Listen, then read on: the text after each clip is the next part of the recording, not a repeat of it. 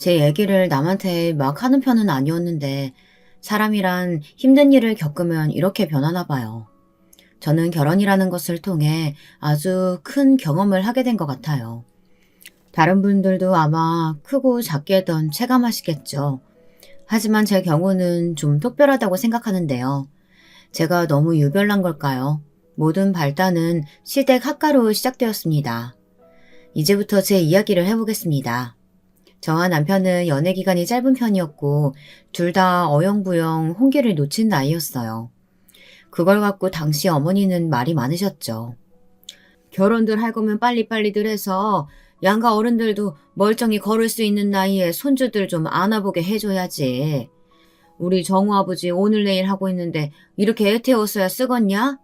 혜정이 너도 아버지가 편치 않으시다며. 그럼 시간들 그만 끌어야지. 하지만 전 불만이었던 게 있었습니다. 저는 그럭저럭 준비가 되어 있긴 했어요. 근데 남편이 집 준비가 안 되어 계속 결혼 얘기를 끌고 있었거든요. 당시에 우리들은 웬만큼 정도 들었고 결혼 생각이 없진 않았는데 말이에요.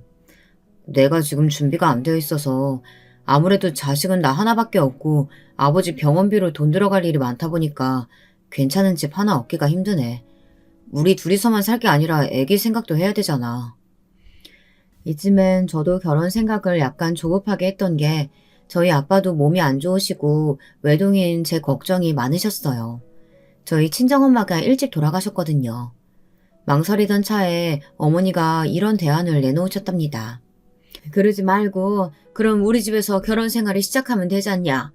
어차피 니들 애기 낳을 거 아니야. 애기 낳으면 내가 봐주면 되고 주변에 친구들 보면 죄다 그리들 살더만. 이러나 저러나 애 봐줄 만한 집 근처로 얻어서 살 텐데 그럴 거면 우리 집에서 같이 살면서 시작하면 되는 거잖아. 안 그래? 뭐 때문에 1, 2년씩이나 미루냐고.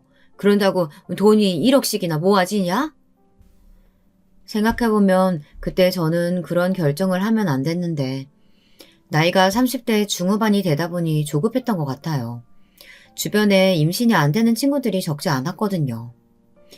혜정이 너는 결혼하자마자 신혼 이런 거 누릴 생각하지 말고 바로 애부터 가져. 여자는 30대 넘겨서 결혼할 거면 무조건 애기 생각부터 빨리 해야 돼. 신혼 못 즐겨도 어쩔 수 없어.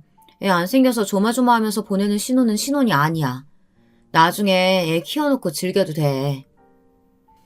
이 말이 너무 뼈저리게 느껴져서 얼른 결혼을 해야겠다 싶었죠. 그런데 이때 아버님이 돌아가시면서 다시 일정이 미루어졌는데요. 어머니는 그때 엄청 속상해 하셨어요. 싸게 얼른들 하라니까. 결국엔 정우 아버지는 결혼식장에 서보지도 못하고 저렇게 보내니 원. 더 말할 것도 없어 이제. 얼른들 들어와서 살 생각들 해라. 그래하여 우리는 속전속결로 결혼식을 치르고 시댁에서 합가 생활을 하게 되었답니다.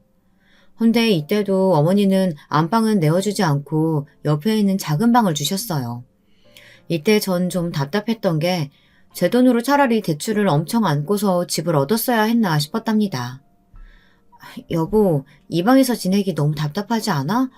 부동산 알아봤을 때 이 주변에 20평대 빌라들도 많더만.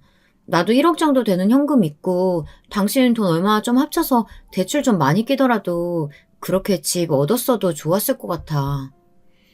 그러자 남편은 미안해하면서도 조금은 확고하게 말하더군요. 그건 나도 많이 알아봤는데 우리 나이에 빚 그렇게 끼고 결혼해서 언제 갚고 애는 어떻게 키우겠어. 그거 잘 저금하고 모아서 잘 살아야지. 그리고 어머니 말도 맞잖아. 애 낳으면 같이 살면서 봐주시는 게 훨씬 절약되지. 돈이 부족하니까 우리는 더더욱 이쪽으로 생각해야 돼. 그건 알겠는데 좀 그러네. 우리 둘이 머무는 방도 너무 작고 좀 그렇다는 얘기야. 우선은 남편이 이 부분에 대해서 미안해하는 기색이 있으니 저도 넘어가게 되었어요. 제대로 확실하게 상의가 되는 것도 아닌 학과 생활이었지만 저는 이때 6개월간은 직장을 다니고 있었거든요. 그때 어머니랑 부딪힐 일이 별로 없어 대충 넘기기만 지냈어요. 문제는 그 이후부터였답니다. 너네도 이제 슬슬 애기 준비해야 되지 않겠어? 벌써 언제야? 계절이 2번은 바뀌었잖아. 그럼 얼른들 병원도 좀 다녀오고 애기 가질 생각들을 해야지. 밥 먹다가 확 튀어나온 이 얘기에 저는 좀 당황스러웠어요. 그래서 우선은 제 생각을 말했는데요. 별로 시원치 않게 받아들이시더라고요. 안 그래도 저희 병원도 다녀보고 있어요, 어머니. 둘 다 나이가 있으니까 아무래도 쉽지가 않더라고요. 여차하면 시험관 생각도 하고 있고요. 아무튼 노력하고 있어요, 어머니. 에그머니나 그 시험관인가 뭔가 돈 몇백씩 드는 거 아니냐?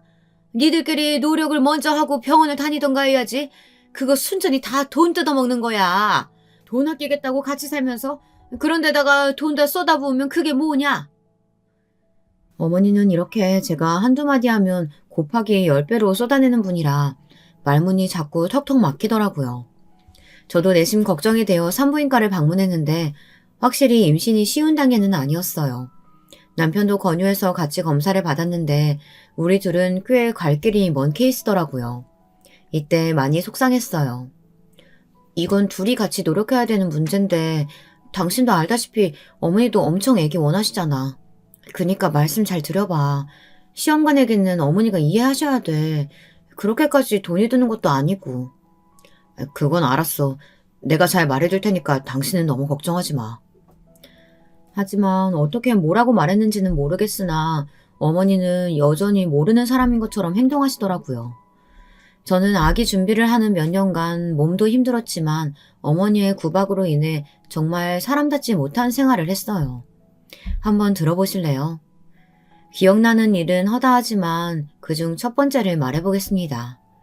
시험관으로 첫 시도를 했을 때 잘 안 돼서 저는 무척 우울한 감정이 들었어요. 그런데 어머니는 그때의 결과를 들으시더니 이렇게 말하시는 거예요. 엄마들 몸이 안 좋으니까 뭘 집어넣고 약을 발라도 안 되는구만. 그러니까 어른들 말을 그렇게 들으라고 잔소리를 하는 거야. 내가 진즉 일찍들 결혼하라고 했잖아. 공연히 돈만 쏟아붓고 그러더니 이게 무슨 꼴이냐? 너는 내 말 잘 듣고 살아야 돼. 아휴, 당시에 이 말이 얼마나 모질게 느껴지던지 정신을 못 차리겠더군요. 그래도 전 가뜩이나 좁은 그 집에서 어머니랑 부딪히고 싶지 않아서 참았는데요. 어머니는 저와 거리가 생기는 걸 조금도 허용치 않으시더라고요. 갑자기 이런 부탁을 하시는 거예요. 이번에 휴일 끼고 연달아서 하루 더 쉬잖냐? 나 나가는 식당은 그때가 아주 제일 징글징글하게 바빠. 혜정이도 아무것도 안 하고 쉬니까 나랑 같이 나와서 아침부터 좀 도와주면 좋겠다. 정우 너는 나올 거 없어. 우리 오고 가는 거 태워다만 줘라. 어머니는 아예 마음의 결정을 딱 하시고 저렇게 말씀을 하셨고 저는 좀 황당했어요. 어머니, 저 다음 차수도 준비해야 돼서 좀 쉬어야 돼요. 체력도 딸리고 병원에서도 무리해서 움직이지 말라고 했어요. 야, 너는 그렇게 애가 순진해서 어디다 쓰냐? 그렇게 자꾸 쉬게 하고 허약하게 만들어서 주사 더 맞추고 약 더 먹이려는 심보야. 너는 몸이 너무 약해서 못 써. 더 움직이고 이래서 빠릿빠릿하게 만들어놔야 애도 잘 들어서는 거야. 맨날 그렇게 우거지상하고 비실비실거리니? 그러니까 안 생기는 거지. 얘기가 점점 산으로 가니 이럴 땐 남편이 간신히 붙잡더라고요. 아, 엄마 그러지 말고 나도 같이 가서 도울게. 일단은 애기 생기는 게 먼저잖아. 그날 그렇게 바빠? 어이씨구 마누라 편드는 거냐 지금 너? 네 애미 앞에서? 나는 무릎도 아파 죽겠고 니들 같이 살고 먹인다고 밤낮 없이 일하고 집어서도 바쁘게 움직인다. 아휴 아주 꼴 보기 싫어 죽겠네. 어머니는 본래 말이 이렇게 세고 화가 많으신 분이었고 남편은 그런 자기 엄마 눈치를 슬슬 보는 타입이었어요. 결국 뼈도 못 추리고 저는 어머니 식당에 알바로 투입되었고요. 참 야속하게도 그날 그럭저럭 움직일만 하더라고요. 기왕 하게 된 거 저도 불평 않고 그냥 움직이지만 연달아서 이틀 그렇게 하고 나니 다음날엔 알아놓게 되었어요. 어머니는 본인도 힘드시다면서 저보고 약하다고 또 잔소리를 하시더군요. 저도 참 그때 그럴 거면 직장이나 다시 다닐 걸 그랬어요. 그리고 시간이 지나 계속해서 임신을 위한 힘든 싸움을 하던 중 저는 믿을 수 없는 사실을 마주하게 되었답니다. 이때 남편과 둘이 손잡고 얼마나 폴짝폴짝 뛰며 좋아했는지 몰라요. 어머니, 아기가 찾아왔어요.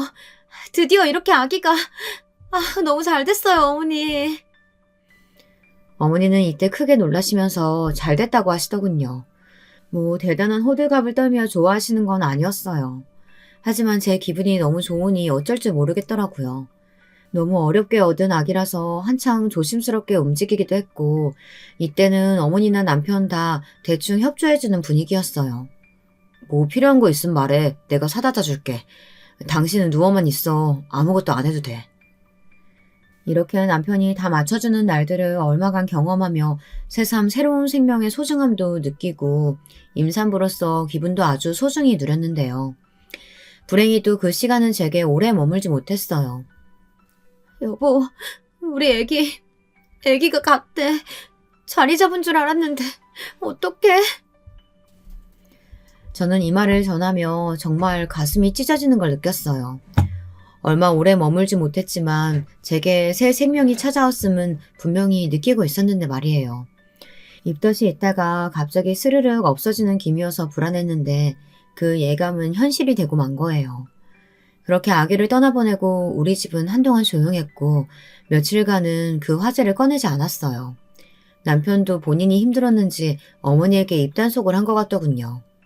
저는 좀 더 그 상황에 집중해서 잘 이겨내고 싶었지만 무기력하고 우울감이 심해졌어요. 하지만 이때 어머니는 빨리빨리 힘을 내야 한다는 명목으로 저에게 책찍질을 하시더군요. 자기 자식이 아니라서 그런 걸까요? 어머니에게 딸이 있었다면 모를까 어쩜 이렇게 사람이 냉정한 걸까요? 그렇게 울고 뒤집어 쓰고 있는다고 간애가 또 오는 것도 아니고 니들은 참 그런 걸로 일일이 울고불고 할 정도로 여유도 많다. 우리 때는 그런 일들 숱하게 많았어. 빨리 움직여야 애도 다시 들어서고 그러는 거야. 너도 이제 좀 착착해. 시애미가 집에 있는데 아침에 다 뜨고 일어나서 기어 나오는 게 말이 되냐? 내일부턴 꼬박꼬박 다시 움직여. 저는 너무 기가 막히고 의욕도 안 생겨서 답답했지만 저도 마냥 이러고 있을 순 없어서 슬슬 움직였어요.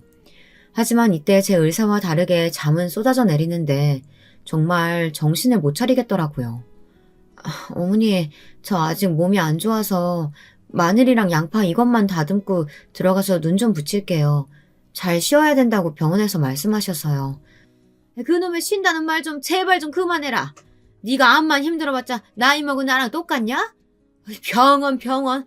지금 의사 선생이 네 시애미보다 잘났다 이거야? 잘난 의사 선생이 이렇게 말하시니까 나보고 말 들어라 이거냐고? 어머니는 대체 뭐가 그렇게 저한테 맨날 화가 나시는 건지, 저런 야단이 조용할 때는 제가 아기를 가졌을 때 그리고 보낸 직후 며칠간 뿐이었어요. 그러면서 제가 집에서 생활하는 모습들을 일일이 감시하시고 잔소리가 끊이지 않았답니다.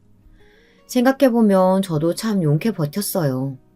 결혼이랄 게 대체 뭐고 시부모란 존재가 뭐길래 저런 대접을 받고 가만히 있었던 걸까요? 하지만 저도 이후로 슬슬 소리를 내게 되었으니 저희 친정아빠가 병원에 입원하게 되시면서부터였어요. 제 부모의 일을 마주하게 되니 더 이상 참긴 힘들더라고요. 어머니, 저희 아빠 아프셔서 어제 입원하셨어요. 한동안은 제가 왔다 갔다 하면서 아빠 챙겨드리고 요양원도 알아봐야 할 것 같아요. 낮 시간엔 외출이 많을 것 같고 어머니 연락 와도 잘 못 받을 것 같아요. 뭐? 아무튼 그래 알았다.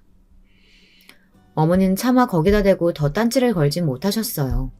왜냐면 결혼 전에 연애할 때도 어머니는 저에게 종종 아버님이 아프실 때 가보라고 그렇게 전화를 해대셨거든요. 예비 시아버지인데 인사드리는 식으로 했고 저도 그때 순순히 다니긴 했었고요. 하지만 아니나 다를까 제가 친정에 드나드는 꼴을 곱게 못 보시더라고요. 이거는 남편을 통해 시키신 말이에요. 장인어른이 많이 안 좋으셔? 나도 한번 가봐야 되는데 계속 퇴근이 늦어서 시간이 안 맞네. 당신이 진짜 수고가 많아.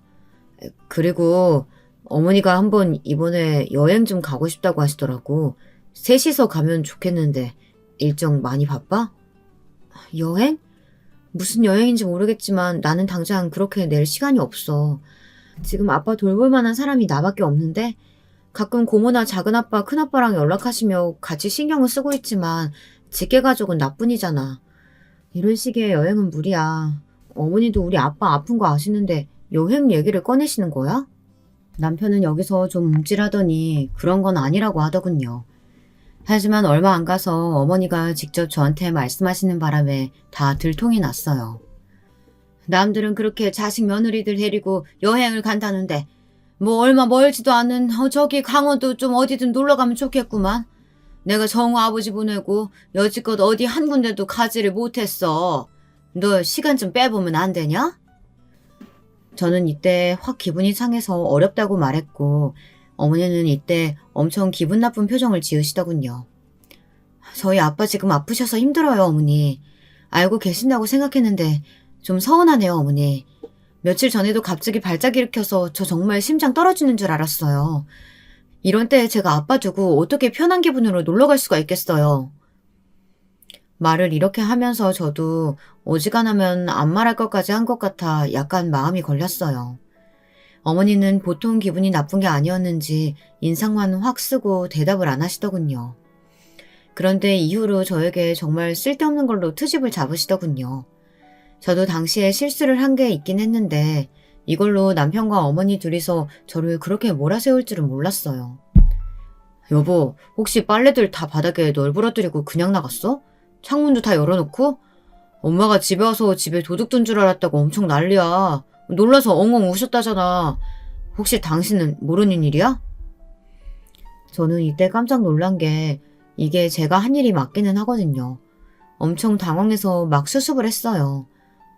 어머머, 내 정신 좀 봐. 고모 전화 받고 너무 놀라서 뛰어나가느라 그랬나 봐. 미안해. 내가 어머니께 전화 드릴게. 그런데 이때 남편이 그냥 넘어가 주지 않고 뭐라고 하는 거예요. 있잖아. 장인어른 신경 쓰는 건 좋아. 나도 알겠는데 너무 나랑 어머니랑 같이 사는 생활을 등한시하는 것 같아. 아침 저녁 준비하는 건 당신이 이제 슬슬 하면 안 될까? 나도 와서 같이 도울게. 뭐? 나 우리 아빠 챙긴 지 지금 얼마나 됐다고. 결혼 이래 내가 쭉 해오던 거 당신 잊었어? 다른 때도 아니고 아빠 아프셔서 그러는 건데. 그리고 어머니가 준비하실 때 내가 가만히 있었어? 같이 했잖아. 그걸 나보고 오롯이 다 혼자 하라는 거야 지금? 그 와중에 나는 시험관 다시 하고 있고 고생도 하고 있는데. 당신 고생하는 거 안다고 했잖아. 모르는 거 아니라고. 근데 정말 조금만 신경 써달라는 거야. 나랑 어머니 생각도 좀 해달라고. 전화를 끊고 저는 너무 이상한 기분이 들었어요. 결혼해서 나는 내 몸도 못 챙기고 남편과 어머니 그리고 아기 갖기에만 그렇게 신경 쓰며 살아야 한다는 게 이날 어머니에게 저는 전화를 걸었다가 대차게 욕을 얻어먹고 나름의 결심을 하고 남편에게 말했어요. 나는 요 근래 큰 결심을 하게 됐어. 내가 우리 아빠 돌보는 것도 눈치 봐야 하고 애 가는 것도 온전히 신경을 못 쓰고 이러느니 분가해서 사는 게 나을 것 같은데 당신 의견은 어때? 뭐? 왜 결론이 그렇게 가는 거야? 내가 그렇게 무리한 부탁한 건 아니잖아. 당신 진짜 너무 극단적이다. 이 말에 저는 심히 정이 떨어지고 남편이 달리 보이더라고요. 감정이 격해진 저는 이판사판 저 역시 좀 생각 없이 말을 던졌어요. 여지껏 3년 같이 살면서 내가 할 도리 못한 게 뭐야? 그럼 당신도 하나는 결정해. 나 이제 지쳤어. 애기 갖는 거 이제 포기할까 하거든. 둘이 똑같이 나이 먹고 고생하는 건데 이렇게 나만 몸 아프고 그건 당신이 알아주지도 않고 안 하고 싶어. 분가를 포기하던가 아기를 갖는 걸 포기하던가 둘 중에 하나를 골라. 그런데 이때 남편은 엉뚱한 선택을 하는데 너무 황당한 거예요. 머릿속이 너무 복잡해지더군요. 아 참. 알았어, 그만하자. 나도 이 정도 했으면 할 만큼 했다고 봐. 그만하자. 돈도 많이 들고 서로 너무 피폐해지는 것 같아. 애초에 우리 그렇게까지 기대 안 했잖아. 그만하자고. 남편의 말인즉슨 애기 갖는 걸 포기하자는 거예요. 분가는 절대 안 되겠다는 주의인 건지 어떻게 우리 둘의 생활보다 어머니랑 같이 사는 생활을 중요시하는 걸까요? 뭐야? 그럼 더더욱 우리는 어머니랑 같이 살 이유가 없잖아. 애 봐주신다고 말씀해 주신 건데 우리 둘만 살 거면 나가야 되는 거 아니야? 어머니가 설마 그것 때문에 나가라고 하시겠어? 어머니는 우리랑 같이 살기를 원하시니까 그런 건 걱정 안 해도 돼. 나 이제 일해야 돼서 그만, 이제 끊을게. 전 이런 반응을 원한 게 아닌데 말이에요. 결론은 이러컨 저러컨 간에 어머니는 저희를 끼고 사셔야 하는 것이었어요. 전 절대 그런 인생을 살고 싶지 않은데 말이에요. 남편은 제 속도 모르고 저렇게 태연히 말하는데 막막하더라고요. 이때부터 전 강력하게 분가를 원하게 되었답니다. 그런데 참 어떻게 일이 이렇게 흘러가는지 모르겠어요. 당시에 저희 아빠가 갖고 계시던 자그마한 땅이 있었는데 그 주변이 점점 전원주택 세대 단지들로 변하면서 젊은 신혼부부나 여러 가정들이 들어오고 있더라고요. 당시 병원에 자주 드나들며 친정 쪽 어른들을 만나며 이런 제안을 듣게 되었어요. 건설 쪽에 계신 큰아빠의 말이라 더 솔깃하더라고요. 혜정아, 너도 이쪽에 전원주택 하나 지어보는 게 어떠냐? 그 부근에 우리 형제들 다 땅 있어서 이번에 네 친척 오빠도 나랑 같이 해가지고 그 염려업 지역에 집 지었잖냐. 한번 해봐. 네 아빠 저러고 있을 때 좋은 소식 하나라도 안겨줘야지. 자식이라곤 너 하나인데 물려줄 재산이 뭐 많은 것도 아니고 갖고 있던 땅 잘 활용하기라도 해야지. 이 말을 들으니 저도 약간 생각이 달라져서 친척 오빠에게 연락해 열심히 집 짓는 과정에 대한 설명을 들었어요. 그리고 본격적으로 진행을 하게 되었답니다. 물론 상황은 쉽게 흘러가지 않았어요. 친척 오빠도 엄청 머리가 아팠다더라고요. 아, 이거 보통 일이 아니야. 우리 아빠는 그 아저씨들 연계해주고 이것저것 봐주시긴 했지만 이거 다 돌아가는 건 전부 내가 담당해서 했잖아. 웬만하면 남이 지어준 집 사서 들어가는 게 제일이라니까. 나 2번 다시는 집 짓는 일 안 하고 싶어. 아, 오빠 그러지 말고 나도 좀 알려줘. 나는 지금 시댁에서 같이 사는 게 더 지옥이야. 하루라도 빨리 여기서 나가고 싶어. 모래석은 탈출하고 싶어 죽겠다니까. 오빠가 했던 절차들 좀 정리해서 보내주면 안 돼? 이러면서 저도 엄청 굽신굽신 친척 오빠와 새언니 비위를 맞춰가며 정보들을 넘겨받았고 그걸 이어나가는 사이 남편에게도 오픈하게 되었어요. 뭐? 그럼 그쪽으로 이사 가는 거야? 나 직장은 어떡하고? 아니, 너무 갑작스러운데. 말이 경기도지 당신 직장까지 차로 40분도 안 걸려. 지금은 같은 서울인데도 더 멀리 다니잖아. 그리고 여기 사진 봐봐. 여기 친척 오빠네 집인데 우리 집도 이런 식으로 완공될 거야. 나는 예전부터 이런 집에서 사는 게 꿈이었는데 이번에 진짜 기회야. 이번 놓치면 못 지을 거야 이런 집. 남편은 툴툴대며 사진을 보다 놀라더니 이런 공간이었냐며 마음에 들어하는 눈치였어요.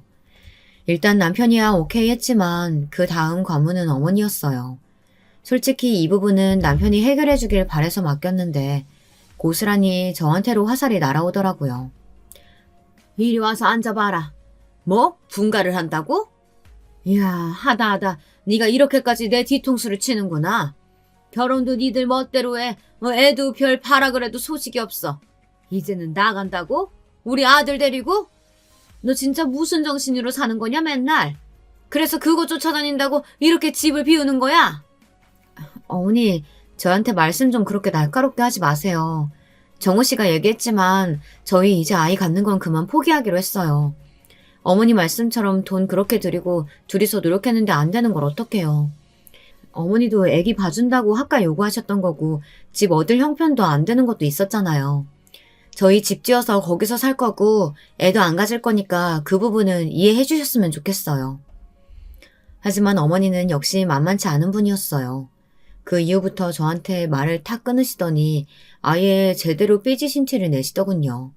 밥을 차려드려도 안 먹겠다고 하시고 한 집에 있으면서도 저를 투명인간 취급하시고 남편에게만 말을 거시는 거예요. 정말 너무너무 유치하기 짝이 없는 그 모양새를 보며 분가에 대한 제 결심은 더욱 확고해졌습니다. 그런데 정말 집을 지어서 산다는 건 아주 힘들더라고요. 친척 오빠의 말은 조금도 가장이 아니었어요. 혜정이 너 내가 말했잖아. 다 결정되고 공사하고 아는 사람들끼리 하는데도 싸울 일이 한두 가지가 아니라니까. 우리 아빠랑 작은 아빠가 아는 업자분 불러서 한 건데 나 진짜 내내 싸웠어. 너도 그분들 잘 알아보고 작업해. 오빠 말처럼 저 역시 이 혹한의 싸움을 이어나가야 했어요. 제가 운전을 못했다면 어땠을지 끔찍할 정도로 당시에 몇 번이나 차로 오가며 점검하고 아저씨들이랑 싸우고 뭐하고 지역 기관 가서 허가받고 난리도 아니었답니다. 그 와중에 아빠께도 들려야 했고 한편으론 너무 죄송했어요. 아빠, 이렇게 아픈데 저 집에 모셔볼 기회도 없이 이렇게 요양원에 계시니 좀만 괜찮아지면 아빠도 들어와서 잠깐 지내자. 응? 너는 내 걱정 하나도 하지 말고 집이나 잘 관리하면서 살아. 김서방이랑 행복하게 살면 됐지. 아빠는 무슨. 너도 이번에 돈 많이 들어가고 신경 쓸고 많잖냐. 너만 잘 살면 됐다. 이처럼 저희 친정아빠는 누워서 제 걱정뿐이신데 여기에 돈 보탠 것 하나 없고 저랑 핏줄도 아닌 어머니는 이 기간 내내 저를 정말 진저리나게 괴롭혔어요.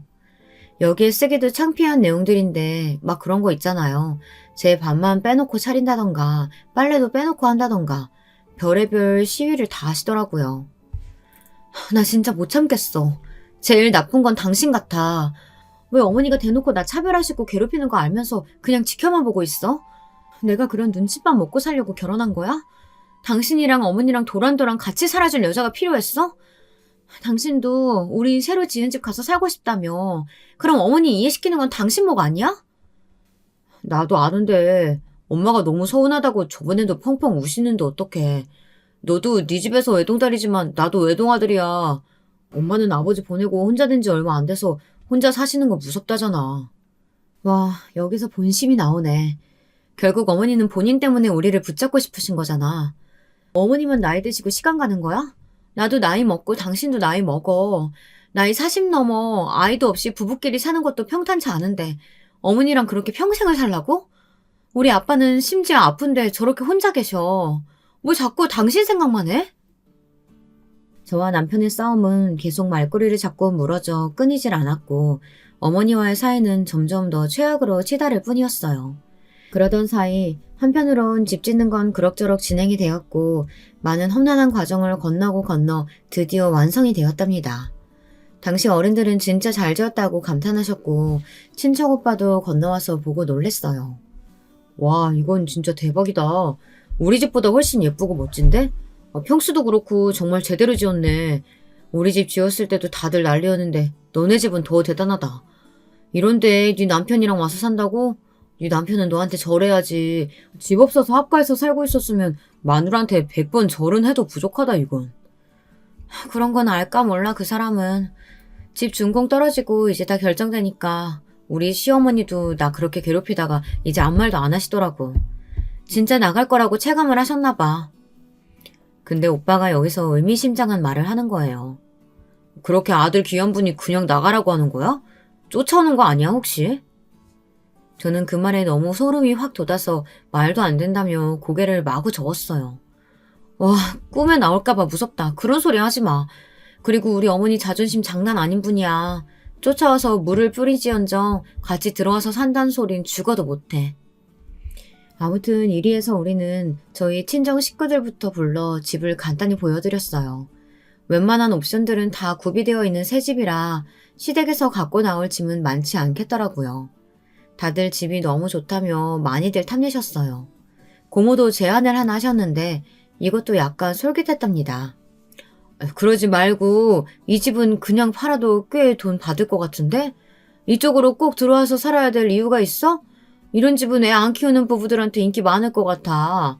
훨씬 더 쳐서 받아도 되겠다. 얘들 둘이서만 살고 지내기엔 아까울 텐데. 아 맞다. 네 시댁에서 나온다고 했지? 그럼 할 수 없지 뭐. 한편으론 저도 이게 약간 아쉽긴 했지만 살기로 결정을 했으니까요. 그래야여 남편도 몇 번 왔다 갔다 했고 저도 슬슬 아예 넘어올 준비를 해야 했기에 외부에 나가 이것저것 커튼이랑 이불 같은 것들을 샀어요. 그러던 차 남편에게 전화가 왔더라고요. 어디쯤이야? 나 지금 여기 거의 다 왔는데. 그때 알려준 비밀번호로 들어가면 되는 거지? 나 왔으니까 이따가 같이 밥 먹으러 나가자. 그래서 전 알겠다고 하고 서둘러 쇼핑을 마치고 곧 집으로 돌아왔는데 그렇게 돌아온 제 집안에는 놀라운 광경이 펼쳐져 있더라고요. 너무 놀라서 말도 막 헛나왔어요. 어머니 언제 오신다고... 아니 뭐예요 이게 지금? 제 눈앞에 널브러진 짐가방과 옷가지들이 있었어요. 그리고 어머니는 태연히 새집 1층에 트여진 주방 테이블에 앉아 계시더라고요. 정우 오는 길에 같이 넘어왔다. 뭘 그렇게 놀라냐? 이 말에 저는 번뜩 정신이 들어 남편 쪽을 쳐다봤고 남편은 저보고 우선 앉으라며 쩔쩔매더군요. 저기 있잖아. 엄마, 잠깐 나가서 여기 정원 좀 둘러보세요. 저 혜정이랑 얘기 좀 하게요. 무슨 얘기? 뭐 따로 할 얘기가 있어, 우리가? 그런데 어머니는 이때 바로 자리를 박차고 일어나시더니 성큼성큼 밖으로 나가시더라고요. 혜정아, 알지 모르겠는데 어머니가 폐가 되게 안 좋으신 거 몰랐지? 그래서 매번 기침하시고 암튼 되게 안 좋으셔. 병원도 엄청 다니셨고 보통 고생하신 게 아니야. 그게 왜? 무슨 말을 하고 싶은 건데? 빨리 말해. 나 지금 기분 별로 안 좋아. 그러자 한창 머리를 마구 북적이던 남편은 끝내 저에게 이런 말을 뱉고 말았어요. 어머니가 예전부터 이런 전원주택에 한번 살아보고 싶으셨다고 했었거든. 우리 여기 오는 거 알고 계속 부럽다고 하셨어. 그래서 저는 여기서 말을 끊을 수밖에 없었답니다. 당연한 거 아닌가요? 와, 지금 그래서 뭐야? 어머니 여기서 같이 사신다고? 이 집에? 왜? 나는 답부터 빨리 말할게. 안 돼, 절대 안 돼. 우리 계획에 없던 얘기야. 왜 그래야 되는데? 자기야, 너무 흥분하지 말고 일단 얘기만 좀 들어봐. 그렇게 화낼 게 아니야. 어머니 건강도 안 좋고 어차피 우리 계속 주기적으로 어머니 찾아뵙고 해야 되는데 멀고 번거롭게 왔다 갔다 하느니 여기 2층 공간도 있는데 겹칠 것 없이 같이 지내도 되잖아. 지금 그게 이유가 된다고 생각해? 이 집이 당신 집이야? 내가 갖고 있던 돈으로 대출 더 받고 당신은 추후에 보태겠다고 하지 않았어? 우리 친정에서 보태주고 우리 친정 땅에 당신과 조금도 상관없이 내 쪽에서 진행한 집이 왜 결론이 그렇게 나는데? 그러자 남편은 얼굴을 붉히며 매우 자존심 상한다는 듯이 이렇게 대꾸하는 거예요. 정말 제가 제일 싫어하는 최악의 남자상을 갖추고 말하더군요. 당신 지금 나 무시하는 거야? 내가 아무렴 사정이 좀 안 좋아서 못 보탰기로서니 그런 식으로 무시하듯이 말을 해? 분가도 갑자기 결정한 거고 나도 이렇게 일이 될 줄 몰랐다고. 미리 말해줬으면 나도 준비해서 보탰을 거 아니야. 아니. 지금은 그런 거 따질 새가 없어. 아무튼 무조건 그 얘기는 안 돼. 어머니 모시고 사는 건 아니야. 당신 그런 말 나한테 처음에 의논한 적도 없고 의논했었어도 안 돼. 나는 그 집에서 어머니랑 같이 사는 거 불편해서 나온 사람이야. 근데 내가 지금 죽을 고생 다 해가면서 이렇게 힘들게 짓고 준공 떨어졌는데 그 집에서 어머니를 또 모셔와서 살자는 게 말이 돼? 남편은 이때 아예 일어나서 계속 안절부절을 못하면서 제 눈치를 보며 말하더라고요. 딱 보니 이미 결정을 다 지은 듯한 꼬락선이었는데 불행하게도 이 예상은 딱 맞아떨어졌어요. 여보, 나랑 어머니 그냥 여기서 살자는 게 아니야. 이렇게 멋진 집 지었고 우리도 너무 좋게 생각해서 나는 지금 돈이 없지만 일단 어머니가 돈을 일부 보태시겠대. 그건 또 무슨 소리야. 어머니가 돈을 왜 보태시는데 그럴 필요 없다니까? 돈 조금도 안 주셔도 돼. 그냥 거기서 사시면 되는 거잖아. 여기서 남편은 저에게 또다시 충격적인 말을 던지더라고요. 심장이 무너져 내리는 줄 알았어요. 집 팔았어. 어머니 집. 팔았다고. 뭐? 멀쩡히 나왔잖아 오늘. 그 집에서 우리 모두 다 집을 팔다니? 남편은 한창 더듬더듬 거리면서 어쩔 줄 몰라 하더니 결국 실토를 했습니다. 여기 보태신다고 그래도 한 8천 정도는 되시겠다면서 부동산에 내놓으셨어. 들어가려면 집도 얼른 처분해야 되니까 싸게 내놓으셨는데 연락이 왔더라고. 정말 저는 여기서 기절할 것 같더라고요. 와, 어떻게 그 생활에서 벗어나고자 안간힘을 썼는데 물론 그것 때문만은 아니고 제 오랜 꿈인 전원주택을 짓는 것이니 열과 성을 다했지만요. 그 집에서 제가 또 시어머니를 모시고 살게 될 거라곤 누가 상상이나 했을까요? 어머니 몸도 안 좋고 아버지 보내고 쓸쓸해 하시는데 갑자기 이렇게 우리까지 나가면 너무 힘드실 것 같아서 혼자 지내기 무섭다고 하시더라고. 그래서 반대하셨던 건데 아까도 와서 보시더니 집 역시 너무 좋다고 하시고 그래서 마음에 들어 하셨어. 같이 지내도 되겠다고 하시더라고. 여기서 저는 소름이 돋다못해 욕이 나올 지경이 되었어요. 진짜 못 참겠더라고요. 당신 무서운 사람이다, 진짜. 그런 중요한 일을 나한테 묻지도 않고 결정을 했어? 어머니랑? 그리고 뭐? 몸도 안 좋으신 어머니 혼자 계실까봐 이렇게 꾸역꾸역 모시고 오는 거야? 그럼 우리 아빠는? 우리 아빠 병원 입원하시고 요양원 넘어가실 때 코빼기도 안 비쳤지, 당신? 그것마저도 어머니는 나보고 친정 꽁무니 쫓아다닌다고 욕을 하시더니. 와, 당신 이러면 안 되는 거야, 진짜. 너무 그렇게 몰아서 얘기하지는 말아주라, 좀. 내가 그러고 싶어서 그런 게 아니야. 어머니도 그때 아프고 예민하실 때고 나도 장인어른 한번 찾아뵙고 인사드렸었잖아. 전 분노가 치밀어서 이 인간 얼굴도 도무지 못 보겠더라고요. 웃기지 말아줄래, 좀? 고작 얼굴 한번 내비치고 도리했다고? 이 집, 이 땅 다 우리 아빠 거고 우리 친정에서 다 해준 거 아는 인간이 도리도 안 해놓고 이 집에서 살게 된 주제에 뭐? 당신 엄마는 혼자 두기 무서워서 데리고 들어와? 진짜 양심 없다. 와, 사람이 어쩜 이러냐, 진짜? 계속된 우리의 분쟁이 일어나는 가운데 어머니는 들어오셨고 저는 꼴도 보기 싫어 2층으로 올라와 버렸어요. 바로 저희 고모에게 전화해서 이 얘기를 했고 고모 역시 경악을 금치 못하시더군요. 세상에, 조카 사위 그렇게 안 봤는데 아주 당돌하고 맹목적이네. 널 뭘로 보고 하는 짓이라니? 아니 네 시어머니도 좀 그렇다. 며느리네 친정에서 준비한 집에 그렇게 몸만 쏙 들어온다고? 며느리랑 상의도 안 하고? 돈 8천을 보태? 장난하니? 그 집이 얼마짜린데? 두 입이 그냥 공짜로 들어오면서 어이가 없네. 고모, 나 진짜 어떡해요? 너무 열받아서 못 참겠어, 지금. 이 집에 발 디디고 있는 상태로 너무 짜증이 난다고요. 이러고 한참 고모랑 상의를 한 다음 내려온 저는 어머니 쪽은 쳐다보지도 않고 남편에게 말했어요. 오늘은 너무 갑작스럽게 오셔서 내가 마땅히 할 말이 없다. 우선은 우리 친정 어른들이 여기 좀 더 보시고 서류 작성할 것도 있다고 해서 오신다니까 자리 피해 주었으면 좋겠어. 좀 정신 없을 거고 여기 전체도 계속 둘러보셔야 하는데 당신 불편할 테니까 다른 날 다시 와주라. 아직 할 게 많아서.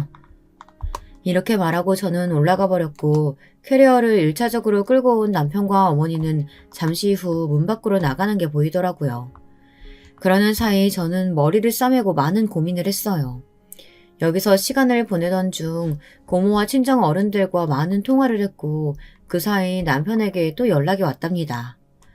저기 우리 언제 들어가도 돼? 애매하게 시간이 떠서 우리도 지금 집 정리하고 옷 쪽은 있는데 이삿짐도 보내야 하고 어머니도 좀 궁금해하셔서. 뭐? 이삿짐을 보내? 내가 언제 그러라 그랬어? 난 안 된다고 얘기했잖아. 자리 피해달라고만 한 게 아니야. 나는 어머니랑 살 생각이 없다니까?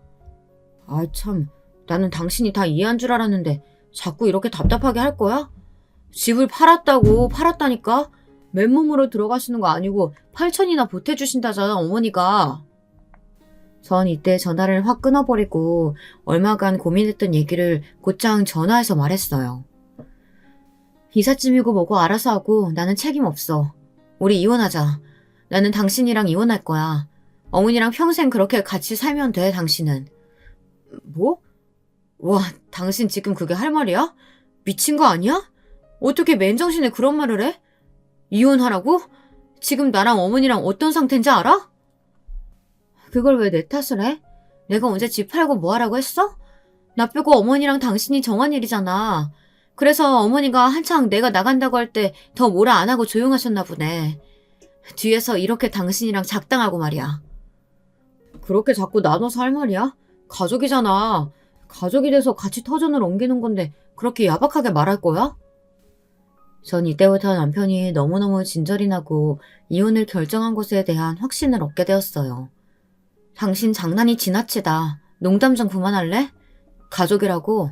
가족이랍시고 어머니가 하신 일들, 당신이 방치한 내 고생을 좀 떠올려 보기나 해. 이 집과 당신 가족으로 사는 것 중 하나를 선택하라면 나는 당연히 이 집이야. 가족이란 얼토당토 않는 이름으로 얽혀서 내 집에서 왜 어머니랑 같이 살며 고생하고 눈치를 봐야 돼? 아 참, 그리고 이 집은 팔아버렸어. 그 누구의 것도 아니니까. 이제 미친 소리 좀 하지 말고 곱게 이혼이나 해줘. 이렇게 끊어버린 뒤 예상했던 대로 어머니는 전화를 수십 통을 걸어대시더군요. 저는 안 받았어요. 급기야 그 다음날 우리 집에 쫓아온다고 문자를 보내셨길래 저도 답장을 했어요. 저는 이미 부동산에 집 내놔서 없고 여기 저희 친정 어른들이랑 업자들만 왔다 갔다 할 테니 오시던지 마시던지 마음대로 하세요. 어머니가 여기 와서 이 집 갖고 주장하실 수 있는 게 뭐가 있는데요? 이 말처럼 저는 실제로 집을 내놨었어요. 안 그래도 이 집에 군침을 흘리던 여기 지역 카페에 사람들도 많았는데 부동산과 더불어 지역 커뮤니티에 올리니 아주 문의가 불티나게 오더라고요.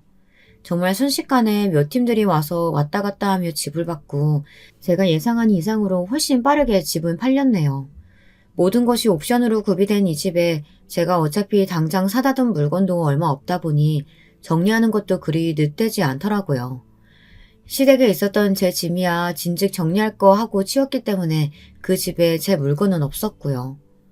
하여간 이혼으로 결정나고 일을 진행할 때에도 남편과 어머니는 아주 악에 받쳐 있었어요.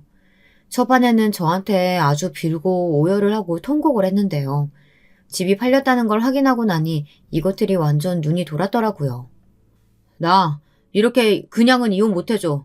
당신 모든 상황을 알면서 그냥 묵인한 거야, 당신은. 완전히 나랑 어머니를 싼값에 집 내놓고 거리에 나앉게 만들었어. 그 집에서 내가 살고 어머니 모실 계획 아니었으면 그 가격에 내놨을 집 아니라고. 우리 손해본 건 어떻게 할 거야? 당장 우리 갈 데도 없어서 모텔 전전하고 있다고. 그거 안 됐네. 하지만 백날 따져봐라. 나한테는 아무 책임 없는데 어떡할 건데? 이런 와중에 갑자기 어머니가 전화기를 빼앗아 말씀하시는 거예요. 진짜 어디 무슨 도둑도 아니고 어떻게 이런 말을 할 수가 있나요? 너 며느리 도리도 안 하고 우리 내한테 한 거 가만 안 둔다. 너 그 집 팔았다고 했지? 그럼 반이라도 내놔. 그 집 한 10몇억 한다고 하지 않았냐? 그럼 좋아. 반이라도 보내. 그게 네가 사람으로서 하는 도리야. 인간이면 그렇게 해야 된다고. 지금 무슨 말을 하고 계신지 상상도 안 가시나 본데 전화 끊을게요. 더 대꾸할 가치도 없네요. 하지만 이 노인네는 정말 제대로 도끼가 들어 저한테 장문의 문자를 보냈더라고요. 줄줄줄 뭐라고 쭉 적어서는 뭐 고소를 하겠다, 소송을 하겠다고 적어서 보낸 거예요. 그래서 저도 곧장 받자마자 전화를 걸었어요. 저도 그럼 1번부터 나열하면서 쭉 청구해 볼까요? 저 애기 못 갖는다고 아침 저녁으로 말하면서 압박하시고 정신적 스트레스 주신 거, 그리고 시험관 시술하고 힘들 때에도 어머니 식당 불려나가 일 시킨 거, 애기 먼저 보내고 힘들어할 때 그때도 저 불러다가 일 시키고 몸 힘들어서 집에서 쉬고 자는 걸 두고두고 둘볶아 내셨던 거, 어머니 외가 식구들 행사 끌고 다녔었던 거 정말 못 잊겠더라고요. 어머니는 제가 따박따박 받아치니 어버버 어쩔 줄 몰라 하셨고 저는 계속 받아쳤어요.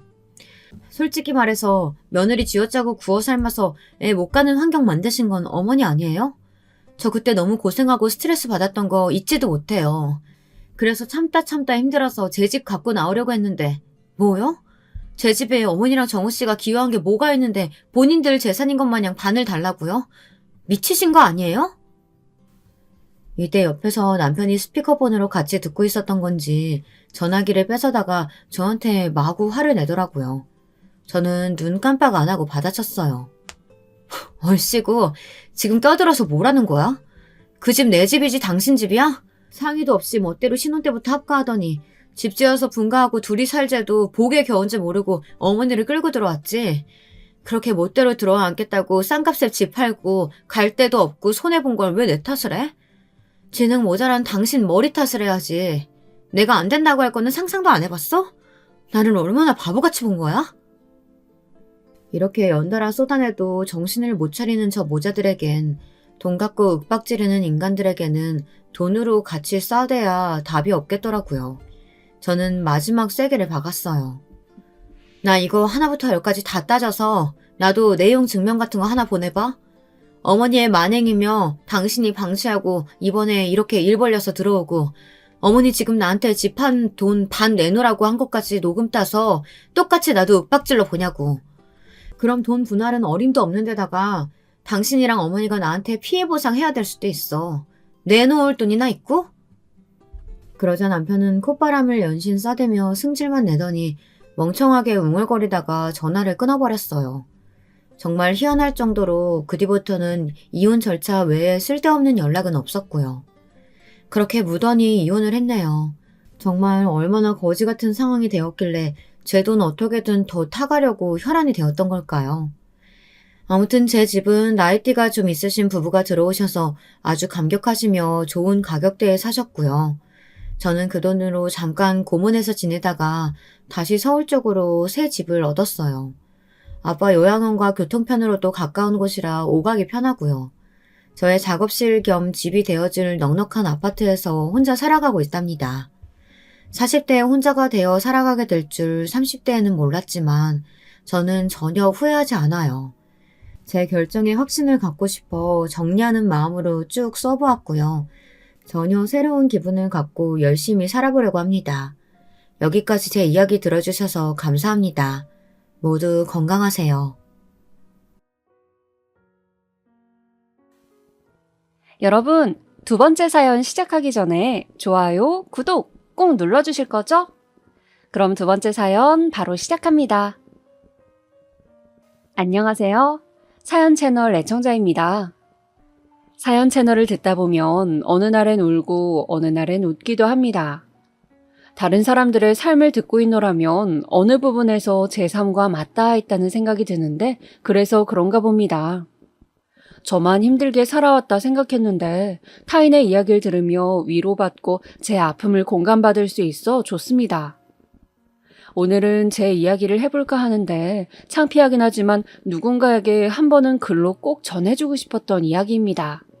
끝까지 들어주시면 고맙겠습니다. 많은 분들이 어린 시절을 나열하시던데 저는 사실 어린 시절에 대해 그다지 말할 게 많지 않습니다. 왜냐하면 추억도 기억도 모두 흐릿하거든요. 나이가 드니 잘 생각이 안 나는 탓도 있겠지만 그보다는 어린 시절 워낙에 불우했던 가정 환경에서 자라다 보니 일부러 뇌에서 제 자신을 보호하기 위해 많은 기억을 지우고 자란 것 같습니다. 저는 매일같이 매를 드는 아버지와 뼈 빠지게 고생만 하는 어머니 밑에서 자랐습니다. 저를 비롯해 저희 집은 4남매였고요. 형편은 빠듯하지 집안은 늘 형제들 어머니 비명소리로 가득하지. 그러다 보니 하루라도 마음 편할 날이 없었습니다. 그저 전쟁통이었죠. 그래서 어린 시절 제가 산골짜기에 살았던 것과 중학교까지 졸업했던 것, 이 두 가지를 또렷이 기억하고 있을 뿐 나머지는 아버지의 무서운 얼굴, 피곤에 찌든 어머니의 얼굴 같은 것들입니다. 물론 저만 이런 환경에서 자란 건 아닙니다. 저희 옆 동네에 사는 미숙이도 그랬고 몇몇 애들이 다 가난하고 못 사는 환경에서 자랐어요. 근데 그중 유독 화목하지 못한 집안이 저희 집이었던 것 같습니다. 그러다 보니 다들 나이가 들고 나선 뿔뿔이 흩어져 연락도 잘 안 되었고 명절날 되어서도 모이기가 쉽지 않았습니다. 아무도 아버지를 다시 보고 싶어 하지 않았으니까요. 그래도 저는 어머니가 보고 싶어 한 번씩 고향에 내려가곤 했습니다. 저는 고향이 전주인데 성인이 되고 나선 일을 하기 위해 아는 언니를 따라 수원으로 올라갔습니다. 언니가 부모님 집 근처에 미용실을 차린다고 했는데 같이 오면 저에게도 미용 기술을 알려준다고 했거든요. 그래서 언니 일하는 곳에서 가위질을 배우며 손님들 머리를 매만지고 하며 돈을 벌었죠. 그러다 그 미용실에서 남편까지 만나게 되었습니다. 남편은 저희 집에 자주 오던 단골 손님이었는데 늘 언니에게 머리를 맡기다 어느 날은 저 머리 좀 잘라주실래요? 하고 저한테 부탁을 하더군요. 저는 머리를 정성껏 잘라드렸고 남편은 만족했는지 그 다음부턴 저에게 계속 머리를 맡기었습니다. 밥값 하니 다행이다 싶어 저는 나름 자부심을 느끼고 있었죠. 근데 언니는 어느 날 저 남자 너한테 관심 있는 것 같아 하며 이상한 말을 하더군요.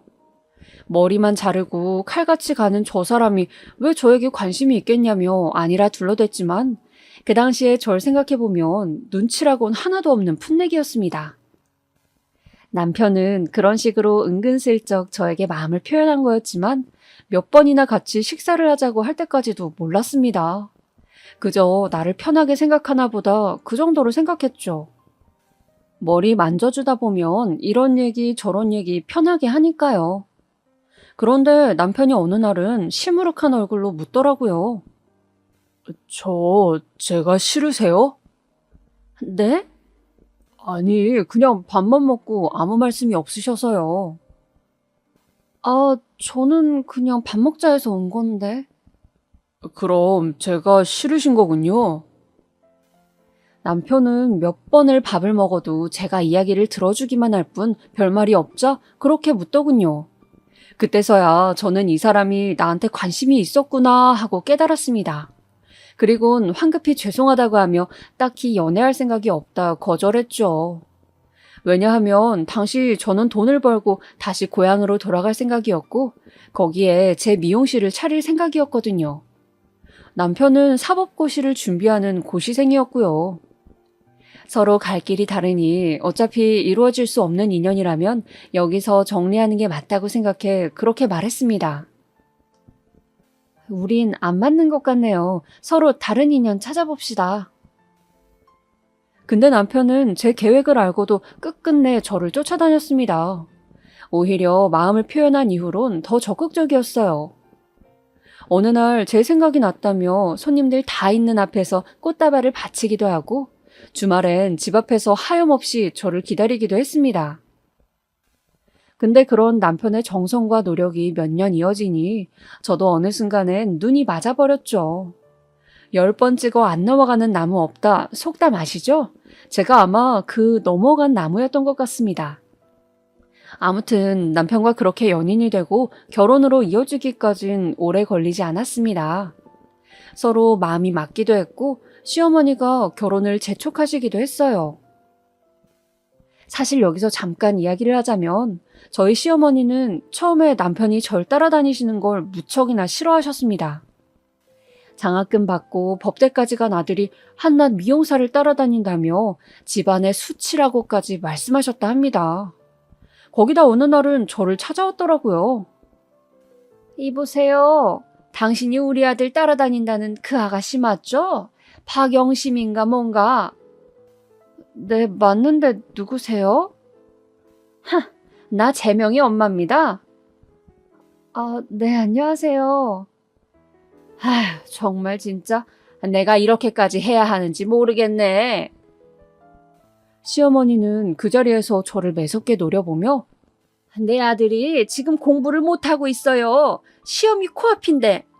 아가씨 탓할 일 아닌 거 알지만 안 받아줄 거면 확실하게 못을 박든지 해요. 라고 하시더라고요. 그래서 제가 몇 번이나 거절했다고 말씀드렸더니 한숨을 푹 쉬더군요. 그리곤 집으로 돌아가셨습니다. 그런 일이 몇 번이나 있었어요. 근데 결국 제가 남편을 받아주고 결혼식을 올린다 하자 차라리 잘 됐다며 이왕 결심한 거 빨리 하자고 하더라고요. 시험은 결혼을 하고 준비하자고요. 아마 시어머니께선 남편이 결혼하면 더 마음을 잡고 공부에 전념할 거라 생각하셨나 봐요. 그렇게 저희는 결혼을 했습니다. 결혼을 하고선 남편 벌이가 없던지라 시댁에 들어가 살았는데 그래서인지 제대로 된 신혼생활은 없었습니다. 남편이 고시에 합격을 해야 저도 마음을 놓을 테니 그때까지는 시댁 집안일을 하며 남편 내조를 하곤 했죠. 다행히 시부모님 쪽이 여유가 있는 집안이라 돈 걱정은 크게 하지 않아도 되었습니다. 저에게 혹여나 애가 생긴다 해도 우리가 경제적인 부분은 다 보태줄 거니 걱정하지 말아라. 라고 말씀하실 정도였죠. 시부모님도 딱히 시댁살이 안 시키시고 오히려 며느리 고생한다며 저에게 이것저것 잘 챙겨주셨습니다. 남편이 낙방을 하고 있을 때는 제가 집에만 있기가 눈치 보여 미용 일을 나가기 시작했는데 시어머니는 그것도 안쓰러웠는지 가끔씩 부은 제 손을 주물러 주시곤 했어요. 그때 당시엔 참 악독한 시어머니들도 많았는데 그에 비하면 저희 시어머니는 참 좋으신 분이었죠. 그래서 아직도 시어머니를 생각하면 친정엄마 같은 온기가 느껴지곤 해요. 그런데 시어머니와 달리 시아버지는 많이 가부장적인 분이셨어요. 왜 그런 분 있잖아요. 남자라는 이유로 손에 물 한 방울 안 묻히려는. 시아버지께선 그런 분이셨습니다. 시어머니 말씀으로는 시아버지께서 집안에서도 3대 독자이고 워낙에 부유하게 자라셔서 그렇다고 하셨고요. 어쨌거나 그래서 저에겐 시어머니보단 시아버지가 더 어려운 존재였는데요. 하다못해 물을 떠다 드려도 시아버지 앞에 서면 괜히 긴장이 되고 그러더라고요. 더군다나 시아버지는 저에게 자꾸 손주를 낳으라고 하시더라고요. 그게 좀 부담스러웠습니다. 시어머니께서 아직 우리 애가 시험에 붙지도 않았는데 애 가지기엔 시기상조 아닐까요? 라고 했더니 버럭 화를 내시더라고요. 시험이야 어차피 붙을 건데 빨리 아들 낳아야지. 뭐하러 그걸 미뤄? 아휴, 알겠어요, 알겠어. 그만하고 밥 잡수세요. 사실상 시아버지가 이러시는 데는 이유가 있긴 했는데요.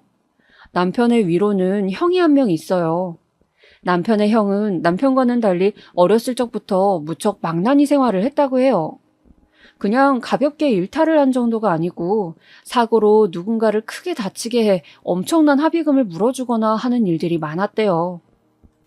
결국 시아버지 성격에 참지 못하고 장남이라도 다 소용없다 하시며 내쳐버리셨고요. 호적을 팔 거라고 난리였어 아주. 내가 맡길 다행이지. 시어머니는 그때 생각만 하면 아찔하다고 가슴을 쓸어내리곤 하셨어요. 그러면 아주버님과는 아예 연락이 안 되시는 거예요? 안 돼. 전년도에 잠깐 만난 적이 있었는데 그 이후로는 어디 있는지도 모르겠네. 시아버지와 달리 시어머니는 아주버님에 대한 그리움이 상당하신 것 같았어요. 아버님이 너무 엄해 더 엇나간 것 같다면서 자식이 살았는지도 죽었는지도 모르니 미칠 노릇이라고 답답해 하셨죠. 근데 이걸 시아버지 앞에서 티낼 수도 없어 그저 속으로 삭히고만 계신 듯 했습니다. 아무튼 시아버지는 장남은 이제 우리 집에 없는 존재니 남편만이 손주를 안겨줄 수 있다고 생각해 저를 닥달하시는 거였습니다. 그것도 아들을 말이죠. 그리고 저는 그때마다 아버님이 무서워 네 알겠어요 아버님이라고 얌전히 대답했습니다. 허나 그러던 어느 날 시아버지와 남편 사이에 일이 생기게 되었는데요. 말씀드렸다시피 평소 성격도 엄하신 편이라 남편에게도 살갑지 않으셨어요. 남편이 자꾸 시험에 낙방하니까 어느 날은 약주를 한잔 하셨는지 붉어진 얼굴을 하시곤 버럭 소리를 지르시더라고요. 네 놈은 대체 공부를 어떻게 하는 거냐? 어떻게 됐길래 그 쉬운 시험을 맨날 떨어져? 너 머리가 어떻게 된 거 아니냐? 아유, 여보. 얘도 열심히 공부하고 있어요. 그만해요. 여편네는 조용히 하고 있어. 안 되겠다. 너 절이라도 들어가라. 거기서라도 공부해. 결국 남편도 이 일로 마음이 많이 상해 시아버지와 단단히 사이가 벌어졌고 집안에는 그야말로 냉기가 흘렀죠. 하지만 남편 역시 이번엔 어떻게든 붙어야겠다 생각을 했는지 아예 짐을 싸들고 나가 정말 절로 들어가 버렸더라고요. 그리고 저와 시어머니가 저를 왔다 갔다 하며 남편 필요한 속옷이나 반찬 같은 것들을 챙겨주었고요. 저를 다니면서는 저 역시 시아버지 잔소리를 듣지 않기 위해 남편이 이번엔 꼭 붙길 간절히 기도하는 심정이었습니다. 그리고 하늘이 이 기도를 들어주신 건지 남편은 고생을 하다 드디어 시험에 합격해 변호사가 되었습니다. 정말 그날의 기쁨은 이루 말할 수 없었어요. 아직도 생생히 기억이 나는데요. 합격 소식을 듣자마자 저를 얼싸안고 남편이 눈물을 흘리는데 저도 덩달아 코끝이 찡해져 눈물을 흘리고 말았죠. 옆에서 지켜보던 시어머니도 잔치라도 열자며 좋아하셨고요. 남편이 원하던 것을 이루었으니 그렇게 가정엔 다시 평화가 찾아오는 듯 했습니다. 게다가 남편이 변호사가 되어 일을 시작했을 때 겹경사가 터졌는데요. 어느 날 시어머니와 밥을 먹다 그만 속이 메스꺼워 다 개원했는데 시어머니의 눈빛이 이상하더군요. 얼른 확인해보라 하셨고 결과는 임신이었습니다. 아이고 세상에. 하늘이 우리한테 선물을 또 주는구나. 감사해라. 시어머니는 손주가 생겼다며 너무 기뻐하셨고 몸조리 잘 해야 한다며 하던 집안일도 못하게 하셨어요. 근데 시아버지께선 유달리 성별을 신경 쓰셨습니다. 소식을 듣자마자 바로 아들이어야 할 텐데 하시더라고요. 거기다 어느 날은 용한 점쟁이에게가 부적까지 받아왔다며 제 배 위에 얹고 자게 하셨죠. 시어머니는 친정에도 가보라며 저를 여러모로 배려해 주시는데 시아버지는 오직 성별만 신경 쓰시니 저도 출산일자를 앞둔 시점에선 슬그머니 걱정이 생기더라고요. 아들이 아니면 어쩌나, 딸이면 어쩌나, 저에겐 딸도 아들도 다 소중한 제 자식인데 대를 이어야 한다는 시아버지의 쇠고집이 만만치 않았습니다. 그래도 그런 저를 달래준 게 시어머니였어요. 아가, 괜찮다. 딸이면 어떻고 아들이면 어떻니? 영감이 뭐라 하면 내가 한마디 해주마. 얘야, 또 낳으면 되는 건데 너무 걱정하지 말어. 사실 당시 남편은 변호사로 일하며 정신없이 바쁠 때라 제게 많이 신경을 써주진 못했는데 그럼에도 시어머니의 보살핌이 있어 외롭지 않았던 것 같습니다. 그렇게 태어날 아이를 손꼽아 기대하며 10달을 품어 소중한 아이를 낳았습니다. 그런데 참 애석하게도 딸이었어요. 남편이나 시어머니는 좋아하셨지만 그 바람에 시아버지의 구박을 많이 받게 되었죠. 출산도 힘들었지만 산후조리 과정도 그에 못지않게 무척 아프고 힘들었는데 시아버진 저를 볼 때마다 끌끌 혀를 차시는 바람에 제대로 된 산후조리도 못했던 것 같습니다. 마음이 불편하니 차라리 이럴 거면 친정에 내려가 있을 걸 하는 후회가 절로 들었습니다. 시어머니도 저를 보며 아유, 내가 너를 그냥 친정에 보낼 걸 하시며 미안해 하셨고요.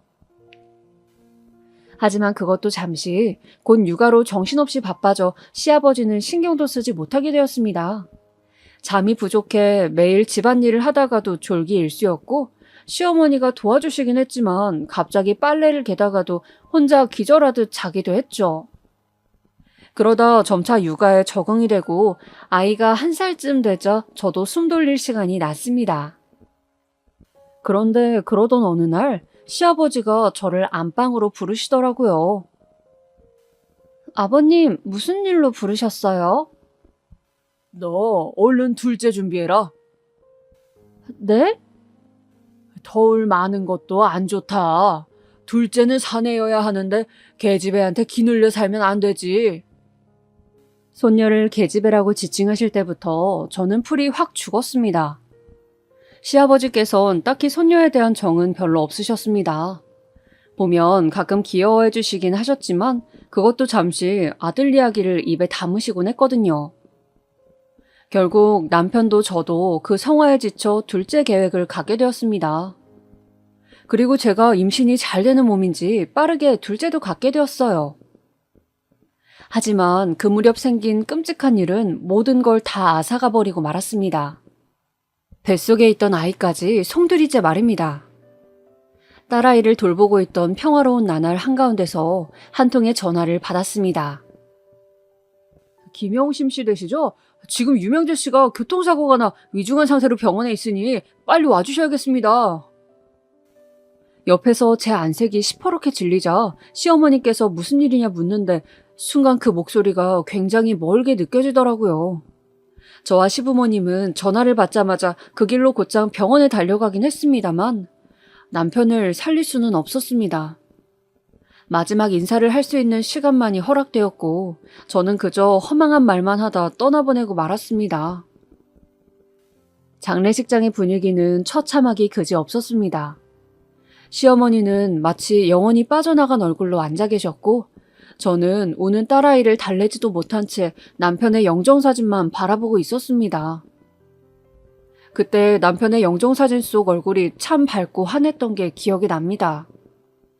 그렇게 젊은 남편이었는데 시험에 합격한 지 얼마나 됐다고 그 고생을 다 보상받지도 못한 채 이대로 거두어 가신 것이 너무나 안쓰럽고 하늘이 원망스러웠어요. 남편의 장례가 끝나고 가장 많이 힘들어하신 분은 시어머니셨습니다. 시어머니는 거의 제정신으로 있지 못하셨습니다. 제가 죽이라도 드시라 갖다 드리면 한 숟갈 드시곤 하루를 쫄쫄 굶으셨고 그 상태로 계시다 몇 번을 쓰러져 병원에 가셨죠. 시아버지 역시 자식을 잃은 슬픔이 참담하신지 매일같이 술을 드셨습니다.